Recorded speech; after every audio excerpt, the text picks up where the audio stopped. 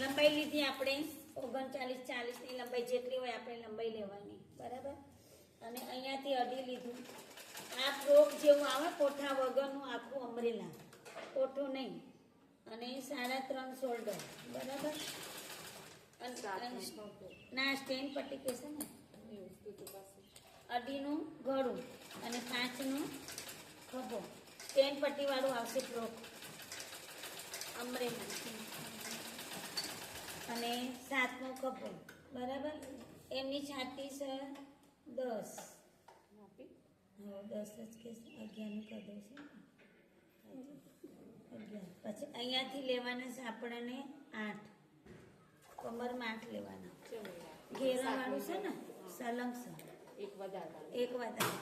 અને અહીંયાથી લેવાના છે આપણને 11, એ લેવાના આંગળ લઈને 9, બરાબર. આ 3 સ્ટેપ પહેલા કરી દેવાના. પણ આપણે અહીંયાથી લઈને આ કટિંગ કરીને જે આપણે ઘેરો કરવાનો અહીંથી માપવાનું, બરાબર. આ કમર લીધી આપણે 10, આ 10 લીધી ને. વણાક આપવા માટે પહેલા આમ વણાક કરવાનું. જો આવશે આખું વણાક. આ જે ઘેરું કરતા હોય ને કોઠા વગરનો ઘેરાવાળું ફ્રોક, પછી અહીંયાથી એક ઉતારીને આમ ગોળાકાર કરવાનું, જોઈ લો. અને આ સ્ટેન પટ્ટી વાળું એટલે અહીંયાથી વણાક આપી દેવાનું. આ ખભો લીધો આપણે 5, અઢીનું ગળું. અને આ છાતી લીધી 11, 10ની કમર. પછી કમર આપણે સીટ લઈએ છીએ ને, એમાં સીટ નહીં લેવાની, ડાયરેક્ટ એના ઉપર અહીંયા ટચ કરીને ખબર પડી જાય કે આટલું ભાગ છે. અહીંયાથી આખું રાઉન્ડ આપી દો. કટિંગ કરીએ તે જોઈ લો. લંબાઈને ટચ કરી દે હે ને બેન? મને કાપડો ઊંધું ચક્કર મને એમાં થાય છે. એટલે પહેરીએ તો એવું થાય. તમે પહેર્યો તો આવું કોઈ નહીં જુઓ. હા, જો કટિંગ કરતી વખત તમારે રાઉન્ડમાં આખું લઈ લેવાનું. પહેલા આ 2 ભાગ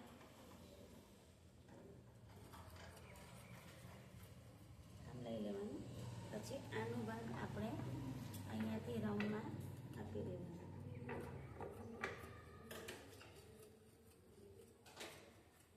આ જે કાપડ વધ્યું આપણને એ આપણે બાયમાં કામ આવી જશે, બરાબર. બેન આમાં કમર કેટલી લીધી? હા, કમર કેટલી લીધી? 11 હતું, આ 10 લીધી. આ 2 ભાગ અલગ વધારવાનું કોક કેમ તમે? 8 આપણે જે 14 નું આ લઈએ છીએ એમાં 7 કરીએ છીએ ને એ જગ્યાએ 8 કરું. આ 2 હા, આપણે 7 લઈએ છીએ, 14 સાત, એટલે એક વધારે. આખું આ ઘેરા વાળું ફ્રોક થઈ ગયું. જો તમારામાં ઇલાસ્ટિક નાખો હોય તોય થાય. આ 2 ભાગ અલગ કરી દેવાના. થઈ ગયું. અને આગળનું આગળનું ગળું કરી દેવાનું. પહેલા આપણે કટિંગ કરવાનું. ઓમ પોચ વધારવાનું ને બેન? હા. આ સ્ટેન પટ્ટીમાં એક એ 5 વધારવાનું. વધારે ને 5 પોચ કરે ને. 5 કર્યા. કોઈ પાછળ પોચ કરી દે. આ ગળું આપણને અહીંયાથી 3 નું લે તો 5 નું લેવાનું ને.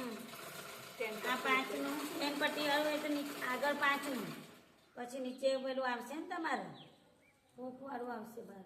આગળ લગાવવાના છે. આગળ 5 અને હૂક 2. બે ઉપર લગાવ. અહીંયા હૂક 2 આવશે ને. અને આગળનું ખભા વાળું ભાગ ત્યાં પરથી ઉતારવાનો. આટલો સુધી જ આવશે. પછી આટલે જ આમ ગોળ જ ભરવાનું. જો આ કાડા વાળો ભાગ. માં ઉતારણ બાકીમાં ઉતાર. જો આ તમારે પેલા આમ તો આ જો આગળનું ભાગ આવશે. પકડ આખું ઘેરા વાળું ફ્રોક.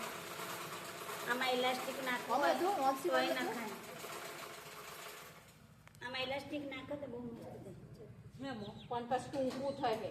અહીંયા ખાલી વચ્ચે જ નાખો. પણ આ ભાગ આમ તો થવાનો કે સિલાઈમાં કે પછી ટૂંકું ના, આ બરોબર છે. બરોબર છે. આ લે ઓ બોય. બેન તમે મને કીધીમાં ખબર ના પડી કરું તમે હેવી ડોઝ ઉપર આવી જશો સીધો. આ સીધો. બધું અમે ના ના છેલ્લે ખબર કર્યું. કીધી તો ખબર પડે પણ ગરું આગળ કેટલું ઉતારવાનું બેન? લો ભાઈ આ પેલું 3 નું ઉતારીએ છે, 5 નું ઉતારવાનું હે ને? પાછળ 5 નું જ ઉતારવાનું એમ આ કહું છું. બાયનું છે. પાછળ તો સ્ટેન્ડ પટ્ટી નહીં. પાછળનું નહીં ઉતારવાનું. સ્ટેન્ડ પટ્ટી છે. ઉતારીએ છીએ આગળ. આગળ 6 નું, અને પાછળ 3 નું હોય. પાછળ 3. એટલે સ્ટેન્ડ પટ્ટી લગાવી છે એટલે પાછળ બિલકુલ ઉતાર્યું નહીં બેન ને. કારણ કે આ પાછો સ્ટેન્ડ પટ્ટી લગાવવાની. આ 17 ની બાય થાય છે તારી. આટલી. અને આન જો 9 નો ખભો. આ 3 છોડ્યા. આ પેલું વળાક આપવા માટે આ કે છે ને 3 છોડવાના. આ 3 છોડ્યા. એટલે 3 કેસે છોડો ને તો એનો આકાર એમ કહેશે 3 જ સોરવાના છે અમે 3 જ સોરવી છે થઈ ગયું ને અને 7નો કપ્પો એટલે 10 થઈ ગયું ને આ વળાંક આવી ગયું બરાબર અને આ તમારા મોરી 6ની મોરી બરાબર કટિંગ કરી દો.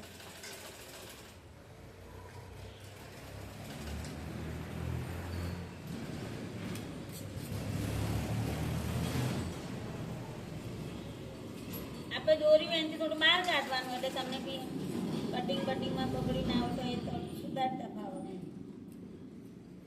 બરાબર હવે આગળનું ખાડાવાળું પાક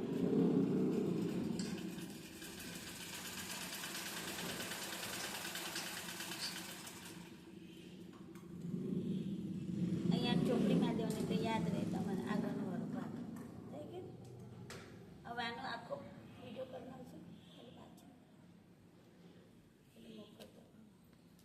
આ સ્ટેન્ડ પટ્ટી વાળું છે ને એટલે આગળનું ગળું કાપવાનું સીધું કર અને સ્ટેન્ડ પટ્ટીમાં પાછળનું ભાગ કટિંગ કરવાનું નહીં જો આમાં આખું રાખવાનું આપણે જોઈ લો આખું હા ખબર પડી આમાં આખું રાખવાનું અને આગળનું આપણે પાછળનું ઉતાર્યું એટલે હુકવાળું ભાગ આમ બરાબર આ ઘેરાવાળું ફ્રોક કહેવાય કુર્તી કહો તો બી ચાલે સ્ટેન્ડ પટ્ટી